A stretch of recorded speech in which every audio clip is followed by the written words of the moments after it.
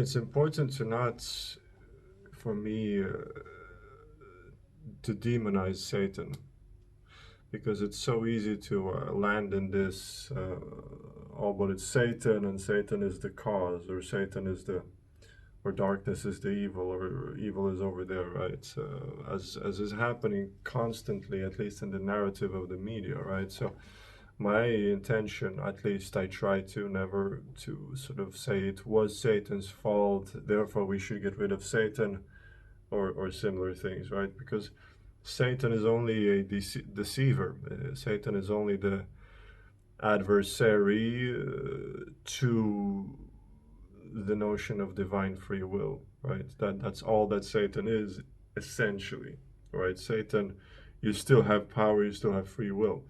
So when I say that circumcision is a satanic institution, I really am careful to not mean that Satan did this to us, because we did this to us. Okay, humans did this, and they did it via deception, but still, responsibility is ours. However, we can learn, we can move on, and I think I just want to stress to begin with how um, just like incessantly hiding in plain sight the insanity of circumcision is. Like, because the more I get into the topic, the more I sort of wonder, how are we not seeing the utter insanity and mental disease in circumcising not only humans, right, but babies, newborn babies. Like, I think according to statistics, 40% of the world's males are circumcised. Grain of salt, but and based on what? Nonsensical health claims, covenant with God. But let's get into it. Let's get into it, because I have a couple of more nuggets that I feel are worthwhile to put out there.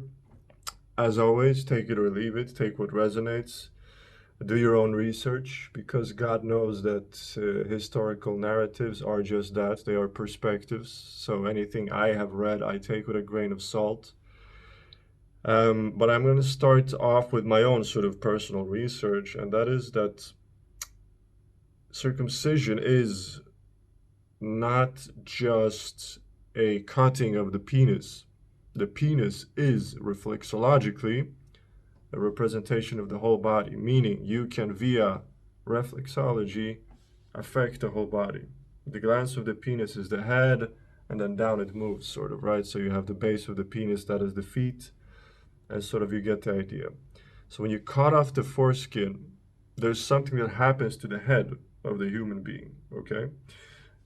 Specifically the throat chakra, and this is specifically where you make the incision, but also the third eye, which is the mentalism aspect, which is, arguably how the universe was instituted to begin with, right? It was a projection of a mentalist nature. And then thirdly, the crown chakra, which is the lotus, the thousand-petaled lotus, the meeting of 100 heavens and whatnot.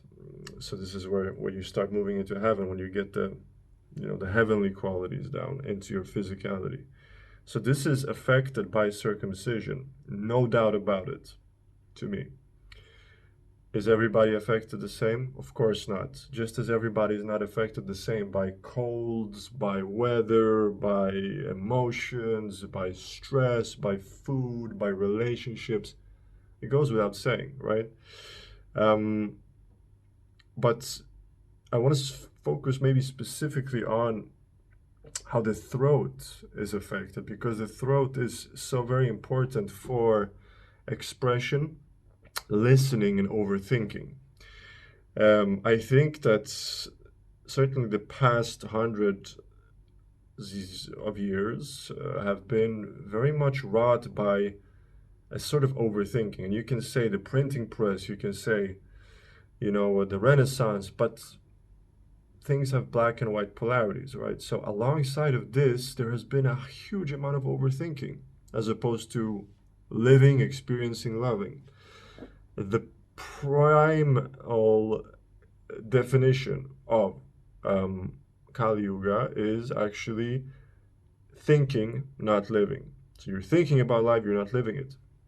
And guess what?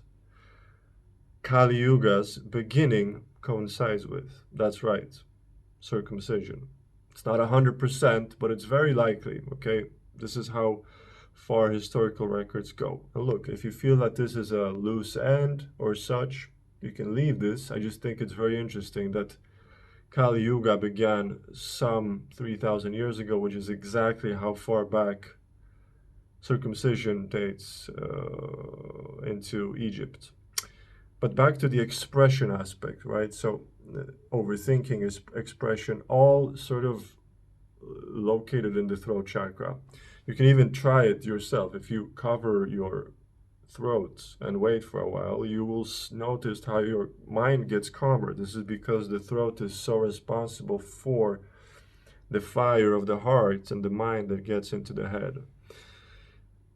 So I think that circumcision actually did something to the throat chakra that perverted our ability to think correctly, not overthink, to express ourselves, to know what to keep inside, to know what to put outside, and to listen. Okay, so this is when the age of individuation began.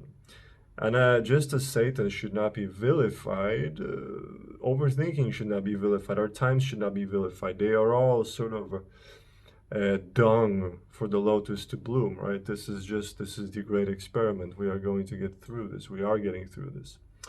But interestingly, right, that the circumcision did sort of go for mainly the throat, because this is where the scar was. So yeah, there's a philosophy there to dive into more for sure. But I just want to sort of, my main point is to stress how this is a huge topic that is talked about, but not talked about enough, okay? There's so much to say on it. There is, you know, we can say a couple of interesting things just here and there in terms of some people who opposed circumcision, right? Among other people, it was like there was a guy called Shaka Zulu, who was you know, a king of Zululand, and he was actually one who thought similarly to what I am saying here, and he said that circumcising men seems to him to make them not less sexual but more sexual. Actually, it makes them focus on the penile life, so to speak, as opposed to focus on warrior life or what have you, right? He wanted them specifically to be warriors. So he sort of intuited this. Interestingly enough,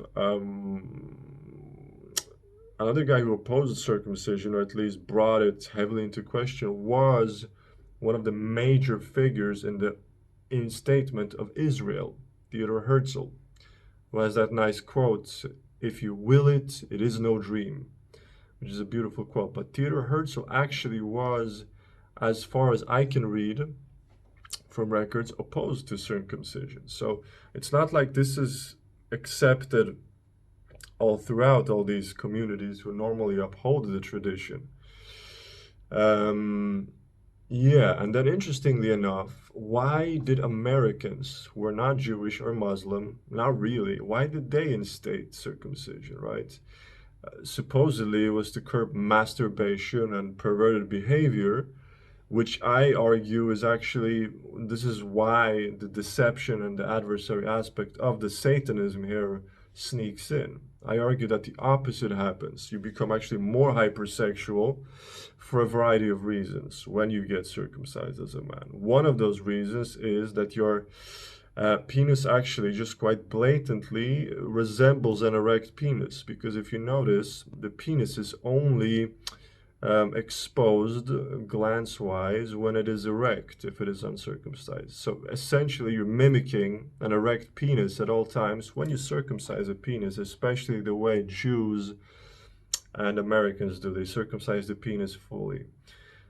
So actually, I think that hypersexuality is a result of circumcision. Okay, and one way in which it becomes a hypersexuality issue is something that mainstream circumcision opposition touches on, and that you lose nerve endings in the foreskin.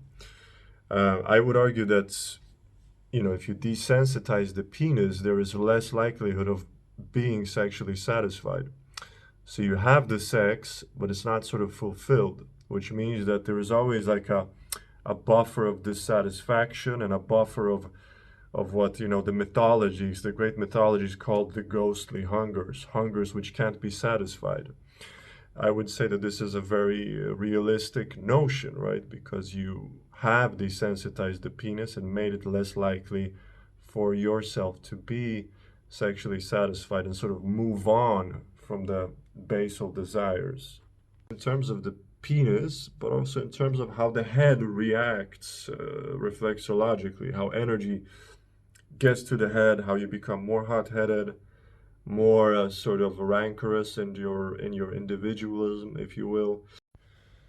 And there's also just the general aspect of the neck being a tremendously important passageway between the mental aspect of the physiology and the heartfelt and physiological aspect. Okay, very clearly stated in all the ancient traditions how the neck is not just responsible for the passageway of the fire upwardly, but also just containing all these important acupoints and nerve endings that pretty much determine the health of the whole body.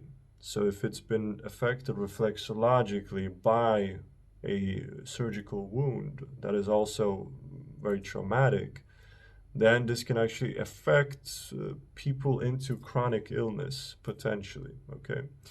Again, don't fret. Please don't worry about this. All of this is to be healed. It is only a matter of being conscious. So I call BS on that this would curb masturbation. I actually think that it was an agenda to maybe, on a more conspiratorial day, I actually think it was an agenda to maybe propagate for masturbation and then, sort of reprimand boys for it, and you create friction, which is energy, right? Which is something that can be harvested by dark forces. And again, you don't even need to focus. This is the beautiful thing about layered philosophy. You don't need to focus on the sort of metaphysical or crazily mythological factors of this. You can just focus on the fact that you are cutting off the eyelid essentially of a little boy's sex organ, and you are saying that this is good. Okay, that alone should alarm people, but it's not, and it has to start to do that. Okay, so refer to the healing, energy blockage healing. Look into foreskin restoration. I just placed an order for a foreskin retainer, so-called. These are interesting times we live in, right? A foreskin retainer. Look into all of this. First off, don't put your head in the sand. Okay, this is the reality, but it can be fixed. It is being fixed. It is okay. We just have to move on. We just have to move on.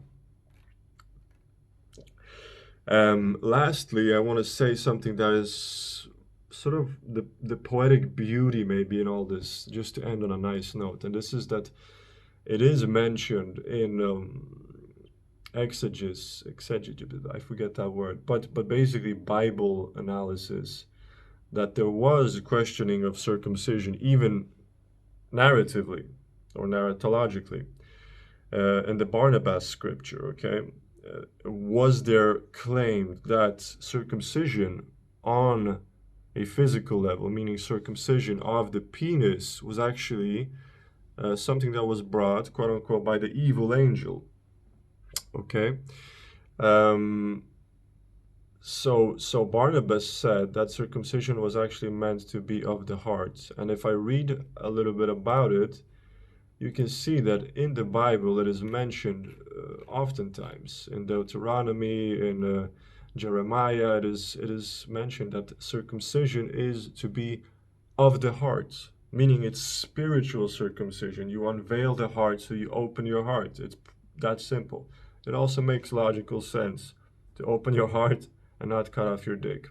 So with those words, I hope that I have communicated practically and sort of, because this is fucked up. This is fucked up and has to stop.